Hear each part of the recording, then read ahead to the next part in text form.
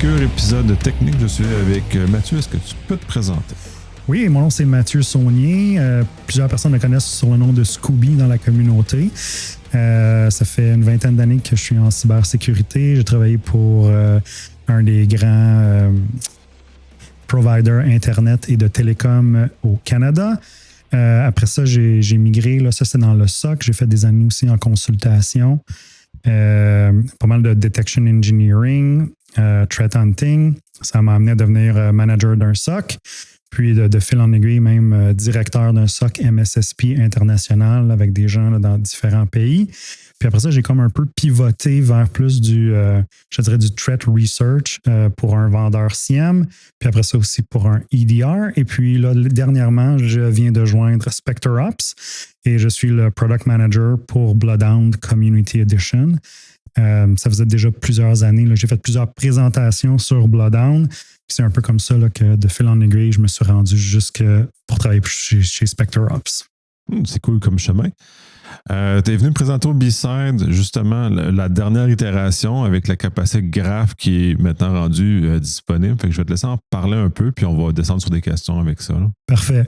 Donc, pour résumer un peu là, ce que j'ai présenté tantôt, juste avant Black Hat, on a mis une nouvelle version qui est la version 8 de Bloodhound et il y a plusieurs nouveaux features, mais le plus gros feature là, et le plus intéressant, je pense, surtout pour la communauté, c'est ce qu'on appelle Open Graph, qui te permet d'ingérer n'importe quel type de données dans ton graphe et de créer toi-même tes chemins d'attaque pour ce type de technologie-là. Donc, historiquement, là, peut-être pour ceux qui ne connaissent pas trop Bloodhound, on focusait vraiment sur Active Directory, Entra ID, /Azure.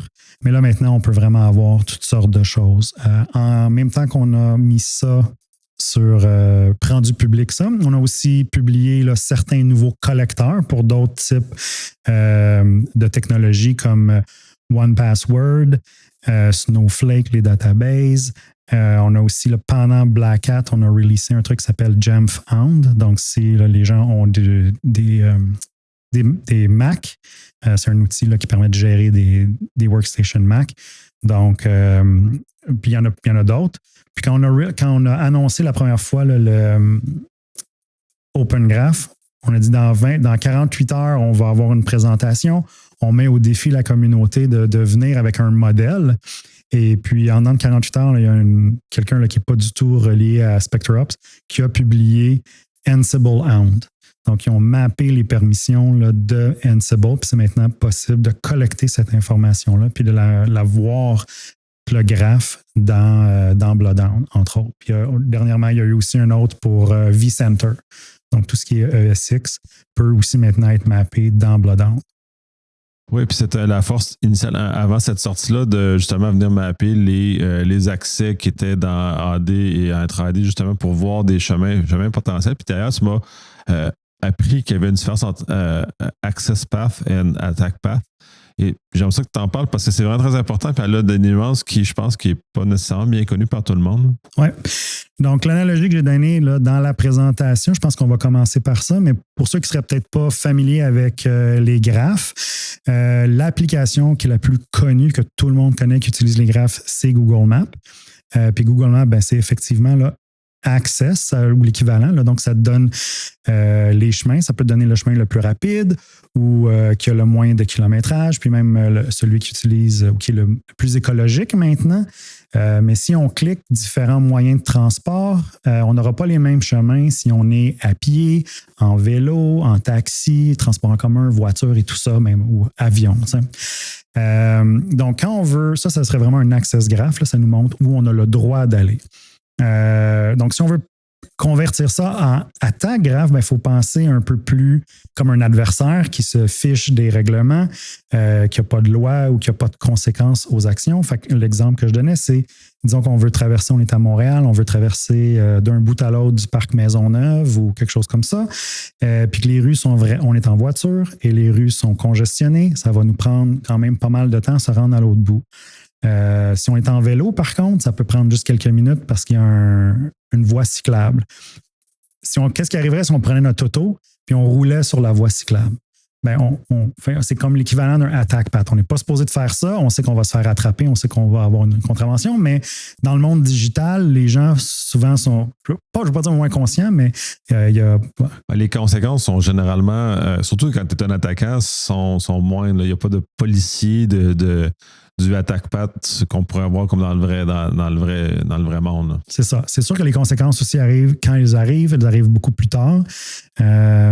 Donc, ouais. Puis souvent aussi, en fait, dans le monde digital, je dirais, il y a souvent aussi des gens qui sont autorisés à faire ces tests-là. On a juste à penser à tous les gens qui travaillent en sécurité offensive, qui font des pentests, qui font de offensive security. Eh bien, il n'y a pas de conséquences parce qu'en fait, on veut qu'ils les trouvent avant nos adversaires, là, nos vrais adversaires. Pour aller plus loin, donc, oui, puis puis il y en a beaucoup des vrais adversaires.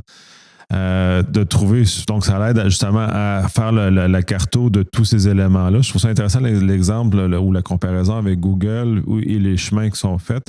Dans le réel, l'attaquant va aller chercher le chemin qui lui permet justement d'aller. Et la visualisation est un outil très facilitant pour nous amener à découvrir rapidement des chemins d'attaque plus payants.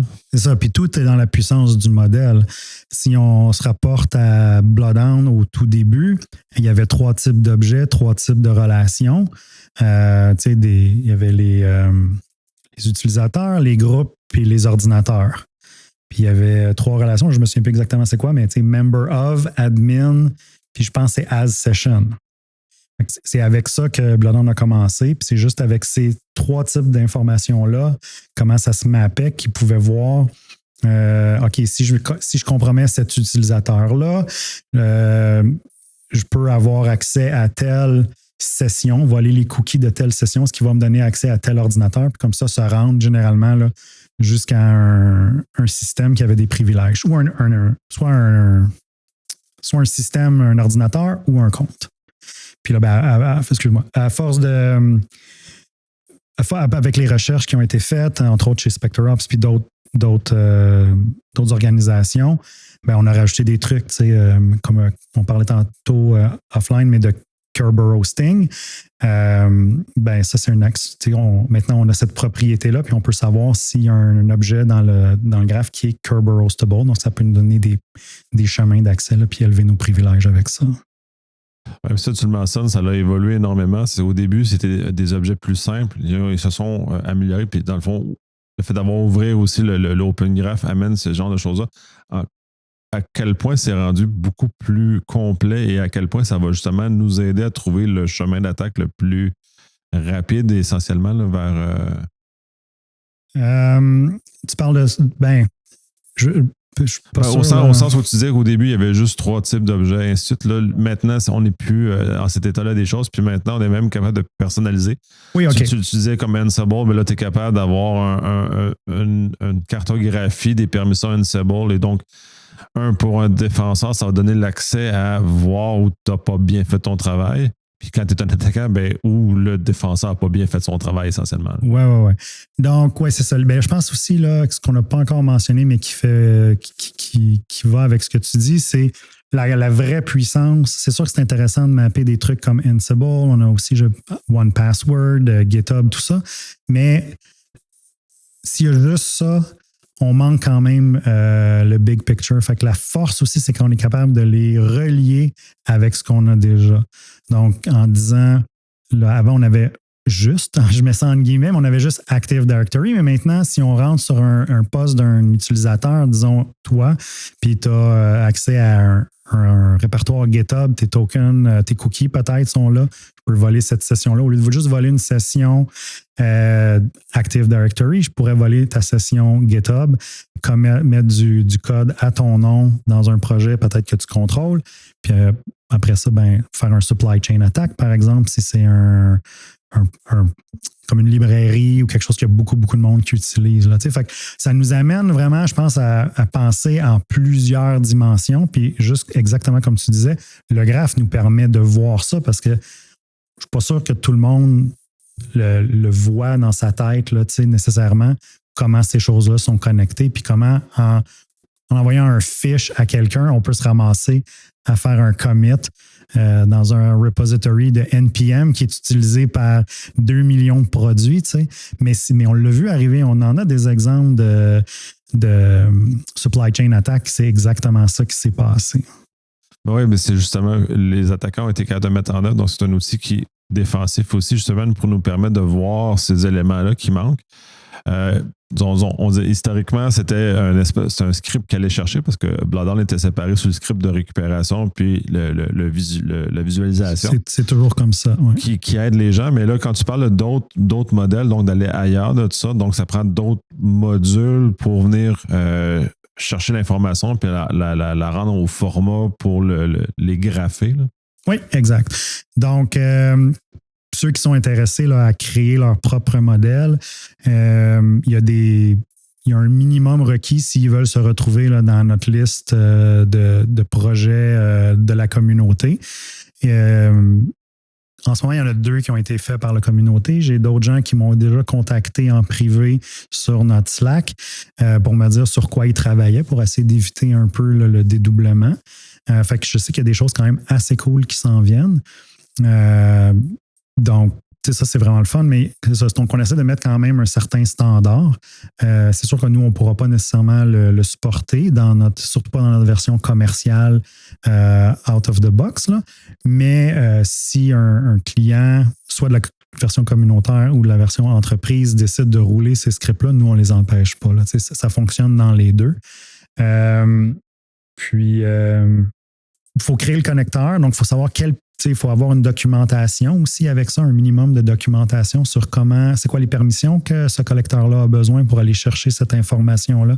On parlait de Ansible tantôt, c'est quoi le minimum d'accès que je lui donne, parce qu'on ne veut pas non plus surprovisionner les comptes, ça devient dangereux aussi, ça devient d'autres cibles. Toujours least privilege, là, le fameux concept. Ensuite de ça, il y a de la... Au-dessus. Oui, non, t'as raison. Là, okay, je souris parce que j'acquiesce à ce que tu dis. Oui, je pensais que tu avais quelque chose en tête. Non, j'ai pas une blague en particulier sur ça. C'est ça que je pensais que ça s'en venait. Donc, il y a ça. Donc, le collecteur, comment il fonctionne, c'est quoi les switches, les minimums, sur quel OS si on a besoin de compiler, c'est quoi les librairies que ça prend, etc., etc. Puis, une documentation aussi, là... sur les comment exploiter ou comment défendre, des références aussi, s'il y a des attaques qui sont connues. Ça, c'est toutes des choses qui sont vraiment intéressantes à avoir. D'autres choses qui sont intéressantes, mais qui ne sont pas obligatoires. Dans OpenGraph, tu peux définir tes propres icônes. Tu peux aussi choisir les couleurs. Donc, si tu ne les définis pas, ça va être juste des points d'interrogation. Donc, c'est quand même intéressant si tu fournis à la communauté les images que tu penses représentent les objets. De cette façon aussi, si les gens commencent à partager sur les réseaux sociaux ton produit, tout le monde il y a le même look and feel partout pour tous les gens. S'ils n'aiment pas tes couleurs puis tes icônes, ils peuvent quand même les changer. Tout est open source. Fait que ça, c'en est un, mais ça, c'est plus eye candy. Aussi, Bloodhound fonctionne sur une base de données graphique. Historiquement, Neo4j, maintenant PostgreSQL, qui est pas graphique, là, mais on a un module qui convertit le langage. Puis le langage, justement, ça s'appelle Cypher.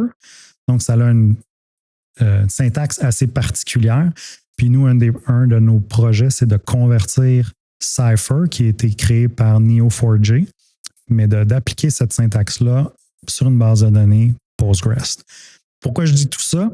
C'est qu'une chose qui est très intéressante, c'est que c'est pas parce que vous créez votre collecteur, vous les ingérez ça dans Bloodhound, now what?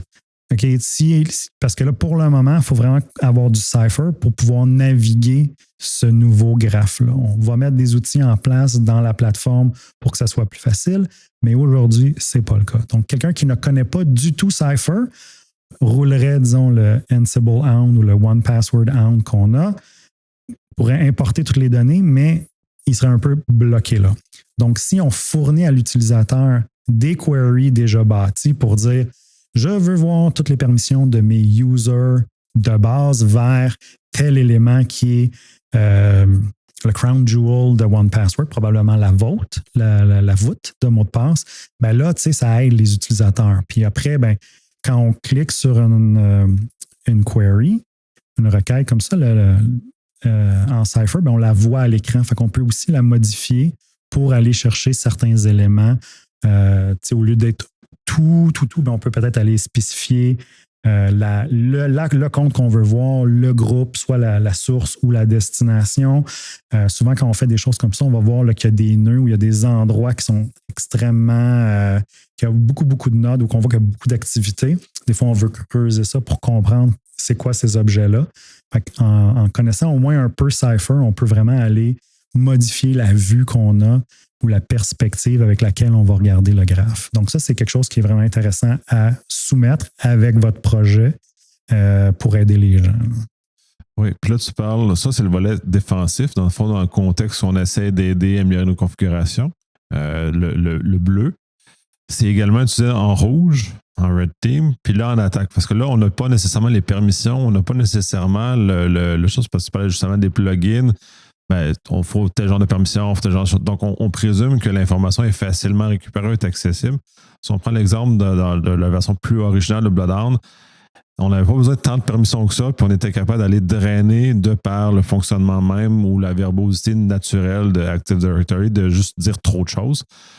Et c'est encore le cas d'ailleurs, il est encore trop verbeux pour ce que ça devrait être. Mais ce sont ça.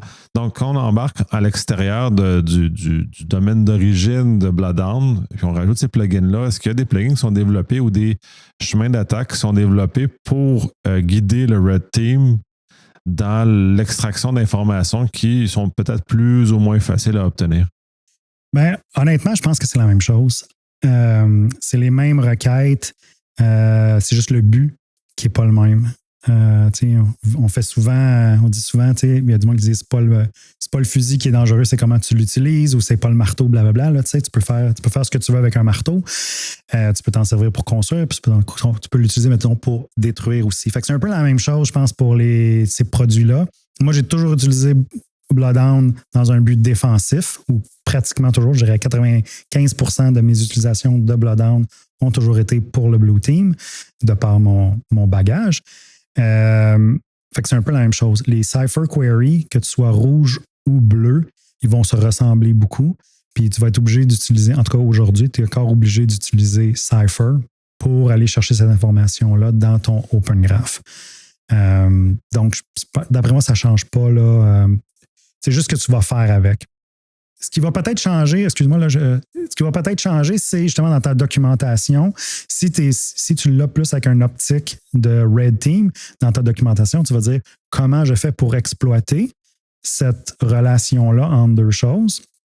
Tandis que si tu es plus défensif, tu vas dire comment je fais pour remédier cette chose-là. Mais si tu le sais et tu es dans les deux, tu peux facilement mettre les deux aussi dans ta documentation. Non, ouais, ben c'est ça. Donc, c'est la capacité de Cypher de manipuler les données, parce que c'est un peu ça aussi, le point et la transformation entre les deux. Puis, c'est un peu en tout cas, moi, je ne suis pas très doué là-dedans, là, mais tu as ta donnée, puis ensuite, il faut que tu fasses du sens. Fait que c'est un peu ça que Cypher, dans ce cas-ci, va faire. Est-ce que votre volonté de simplifier Cypher, justement, pour rendre ça un peu plus accessible, en tout cas, là. Rendre ça un peu plus accessible à des gens qui sont moins connaissants dans ce type de langage de visualisation. Oui. Donc, il y a différentes initiatives là-dessus. On a un truc qui s'appelle Cypher Library. Donc, on a une librairie là, de beaucoup de Cypher Query qui ont été écrits soit par SpectreOps, soit par la communauté. De cette librairie-là, si on a une instance Bloodhound, encore une fois, soit entreprise ou même Community Edition, on peut directement du portail rouler la Query Cypher dans notre environnement et voir les résultats. Donc ça, c'en est une façon. Cette librairie-là va aussi servir pour des queries de type Open Graph, donc pour les extensions ou les nouveaux modules. Puis on a fait, c'est sûr que comme tout le monde, là, on a regardé un peu si on était capable d'utiliser du LLM pour générer des queries Cypher. Pour le moment, on n'a pas eu beaucoup de succès parce que le corpus de trucs qui est public pour Cypher, spécifiquement pour Bloodhound, est extrêmement petit. Donc, il nous donne pas mal de choses qui sont plus ou moins intéressantes. Mais on a d'autres pistes, là. Puis c'est drôle, là, il y a des gens qui en parlaient ici même, là, au B-Side Montréal, mais on va plus probablement se focusser vers des MCP puis du Agentix, puis s'assurer que le modèle est entraîné là, sur aussi nos choses à nous, nos modèles, notre langage, puis qui connaît comment on transforme, puis quel verbe de Cypher on utilise. Là. Parce que comme je disais tantôt, on est en train de on fait comme un layer d'abstraction. Donc, c'est sûr qu'on ne peut pas supporter non plus 100% de Cypher aujourd'hui. Ce n'est pas notre but non plus. Là. On veut vraiment ce qui focus sur le pathfinding, mais il y a d'autres trucs qu'on a moins besoin là, de supporter. D'un point de vue, puis là, c'est basé sur ton expérience, on a parlé de l'outil. L'opérationnalisation défensive de Bloodhound ou OpenGraph maintenant se fait comment dans un SOC? Comment on va mettre ça en place pour avoir une vision défensive au sens où mettre nos efforts pour nous protéger, améliorer ou, en cas d'incident, de réussir à faire sens de l'attaquant et de peut-être essayer de l'attraper en chemin avant qu'il se rende trop loin. Oui. C'est sûr que nous, on a un produit commercial. Là. J'essaie de pas trop en parler, là, mais qui est vraiment qui focus vraiment sur les équipes défensives. Donc, c'est Bloodhound Enterprise. Ça, c'est vraiment fait pour la défense. Entre autres, ça va scanner presque en continu. Ça va créer là, des visualisations. Ça va t'indiquer sont où les choke points, là, les endroits là, les plus critiques, puis après ça, tu vas pouvoir faire ta rémédiation. Par contre, il y a moyen aussi de le faire, surtout au début, là, quand on ne l'a jamais roulé, là, on trouve des mines d'or là, quand on roule Bloodhound, même la version gratuite dans un réseau. Il y a plein de Cypher Query qui existent pour Active Directory, pour Azure. Je parlais tantôt du Cypher Library. Donc, ça, c'est une bonne place. Tu sais, de cliquer sur les queries une après l'autre. Mais après ça, il faut comprendre ce qu'on voit aussi. T'sais. Fait que souvent, ça prend des gens qui ont quand même une certaine connaissance de Active Directory pour comprendre c'est quoi l'implication des choses qu'on voit, comment un attaquant peut faire ça. Mais je pense que moi, c'est ce que je recommande tout le temps, là, si quelqu'un n'a jamais utilisé Bloodhound puis a la permission de le rouler dans son réseau, tu roules Bloodhound, tu fais la collection de Active Directory, puis tu vas il y a une des queries qui s'appelle, je pense que c'est des users vers domaine admin. Donc, tous les chemins qui mènent vers domaine admin. Puis généralement, là, si vous n'avez jamais roulé l'outil, vous allez trouver des affaires incroyables. La première fois que je l'ai roulé il y a 7-8 ans, dans l'entreprise où j'étais, il y avait une machine qui était un des choke points, donc qui donnait accès à tous les utilisateurs de l'entreprise à devenir domaine admin en à peu près 2 ou 3 étapes. Donc, cette machine-là c'est un serveur, était géré par une équipe qui n'était pas du tout IT et encore moins security. Et je pense qu'ils voulaient donner accès à leur équipe en RDP sur cette machine-là pour pouvoir faire des trucs. Comme c'était pas des gens de... je vois ton visage. Comme les gens, c'était pas des gens de IT, ils ont mis les gens à local admin de cette machine-là. Mais je pense que tu me vois venir, au lieu de mettre leur groupe, ils ont mis domaine user. Donc, tous les utilisateurs de l'entreprise, qui étaient plus de 60 000 personnes, étaient administrateurs locaux de cette machine-là. Puis évidemment, le compte de domaine admin venait se connecter là, donc son token était là. Et quand on est local admin, on peut récupérer ces tokens-là, le hash, et puis après ça, l'utiliser dans une attaque de type pass de hash. Donc, on fait un RDP, étape numéro 1, on dompe la mémoire, étape numéro 2, passe de hash, 3 étapes, on était domaine admin. Ça, c'était intéressant, ça fait quand même plusieurs années. Mais dernièrement, je l'ai roulé aussi pour un client, puis un peu similaire, mais je trouvais que c'était la première fois que je voyais ça, c'était vraiment cool. Bloodhound a montré que le login script du domaine admin était dans un répertoire qui était world writable. Fait que tout le monde pouvait écrire dans le répertoire où le domaine admin loadait son login script. Fait qu'on a juste mis un petit point bat qui disait juste Si tu vois ce pop-up, contacte la sécurité. Ça n'a pas été très, très long avant qu'on reçoive un appel. Donc, tu sais, je trouvais ça super cool, super créatif comme attaque. Puis c'était la première fois que je le voyais dans Bloodhound aussi. Là. Fait que, on parlait que Bloodhound évolue souvent très, très vite. Ben ça, c'en était un exemple. Là. De sa capacité de collecteur d'aller chercher plus d'informations et ensuite les scripts qui permettent de mettre en évidence ou en tout cas en très grande apparence ce genre d'éléments-là. On a fait un bon tour de ce que c'est. Est-ce qu'il y a d'autres choses que tu as abordées dans ta présentation qu'on n'a pas discuté? J'ai parlé rapidement aussi là, d'une nouvelle feature qui est peut-être moins spectaculaire que Open Graph, mais c'est quelque chose quand même qu'on se faisait dire souvent. Puis là, tu sais, j'y vais avec la fameuse quote là, qui est dans presque toutes les présentations de Bloodhound, là, mais Attackers think in graph, Defender thinks in list. As long as this is true, attacker wins. Donc ça, c'est John Lambert de Microsoft qui a fait cette quote-là en 2015. Fait que ça fait 10 ans, c'est encore vrai. Puis la visualisation, c'est vraiment le paradigme que Bloodhound veut régler. Mais on parlait tantôt de Kerberostable, des icônes qui sont Kerberostable. Quand on fait cette requête-là, dis-moi c'est quoi les icônes qui sont Kerberostable dans mon environnement, on reçoit plein de petits points sur l'écran et c'est un peu difficile d'avoir l'information. On a juste un nom de compte, mais on n'a pas le privilège, on ne sait pas dans quel groupe ils sont, on ne voit pas grand-chose. Donc, on a fait un truc qui s'appelle Table View, qui va te permettre de voir ça dans une table et qui va te permettre de choisir c'est quoi les colonnes que tu vas voir dans cette vue-là, puis d'exporter ça en JSON. Bientôt, on devrait avoir la version CSV aussi, là, mais pour le premier release, c'était seulement JSON, mais c'est déjà quand même beaucoup mieux qu'avant. Puis, on peut aussi convertir, ça c'est dans Layout, Table View, mais par défaut, si un query retourne seulement des objets et pas de relation, on va aller en Table View. Mais si vous avez un graphique puis vous voulez avoir les éléments de ce graphique-là, c'est possible aussi d'aller en mode Table View puis d'exporter là, les données. Fait que c'est un petit quality of life improvement là, qui nous était demandé depuis quand même longtemps. Oui, mais c'est le fun. On revient toujours à la visualisation. J'aime bien la citation parce que je l'utilise régulièrement aussi parce qu'elle est ce que c'est. Et ces outils-là aident les gens qui ont moins de capacité à réfléchir en graphe, à se faire exposer à ça et donc de les aider à cheminer avec ça. En terminant, tu organises le chapitre local d'un événement de cyber. J'aimerais ça que tu m'en parles parce que moi, je ne le connaissais pas avant que tu me le présentes. J'aimerais ça peut-être élargir la connaissance et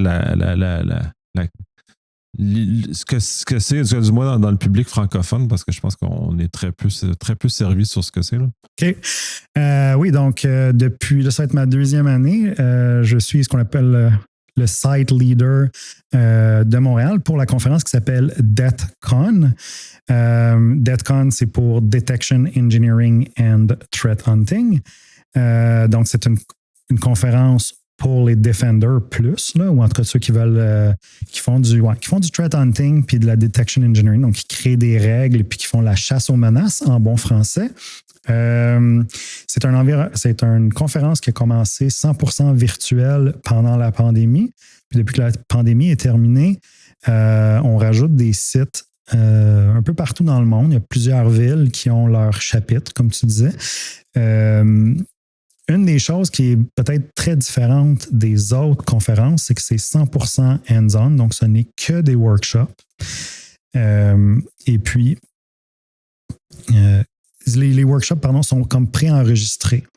Donc, quand vous venez sur site, vous avez certains avantages. Vous pouvez travailler en équipe.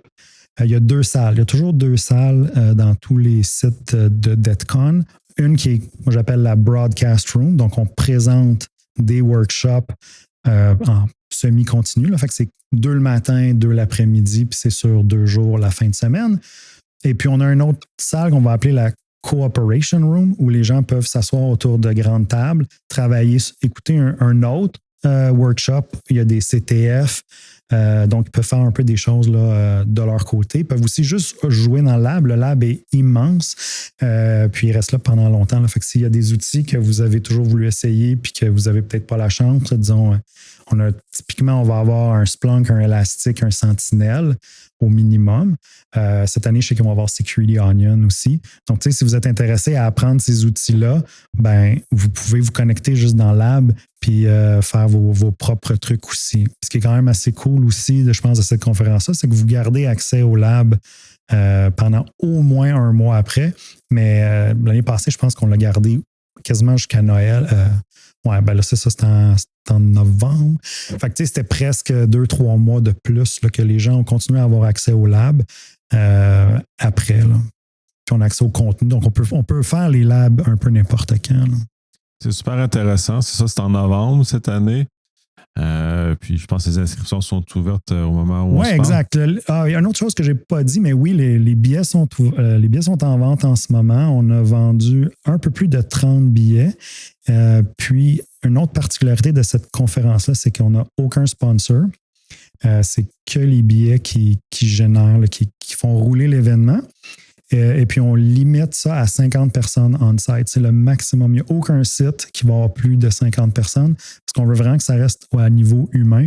On veut que les gens interagissent entre eux, puissent se parler, puissent faire des connaissances. L'année passée, on était 20, ce qui ne recommande pas d'aller plus haut que 20 la première année, là, à moins d'avoir pas mal d'expérience en gestion d'événements. Puis cette année, on est déjà à 30. Là. Il y a beaucoup de monde qui sont venus l'année passée qui reviennent. Donc, moi, je pense que c'est un bon signe là, quand la grande majorité des gens reviennent. Puis tantôt, je parlais des CFP. La deuxième journée, le dimanche, il y a un gars à Montréal qui s'est mis à faire le CTF. Je dis CFP, mais c'est CTF, Catch the Flag, donc la compétition. Et puis, c'est lui qui a gagné, qui a le plus de points. Donc, il y a eu un billet gratuit pour revenir cette année. Là, fait que c'est quand même, je trouve ça assez cool que ce soit quelqu'un de Montréal qui gagne ça. Puis sur site, on va avoir 4 personnes qui donnent des workshops. 2 personnes qui donnent le même workshop, plus 2 autres là, workshops différents. Fait qu'on va pouvoir poser des questions directement à ces gens-là qui ont créé les workshops. Fait que c'est quand même assez cool aussi. Oui, c'est super intéressant. J'ai très hâte. Là. Puis là, tu me rends compte qu'il faut que j'achète mon billet avant que tu sois sold out. Et donc, je déclare officiellement que je vais être là. Ça fait un très bon tour. Merci énormément. C'est sûr qu'on va se reparler parce que c'est des sujets qui sont quand même immenses. On a effleuré ce coup-ci ce volet-là avec notamment Bloodhound et tout ça, mais défensif et tout ce que ça comporte. Donc, merci énormément de ta contribution. Merci du temps que tu as consacré et tout ce que tu fais. Hey, merci beaucoup de me recevoir. C'était vraiment cool. Merci.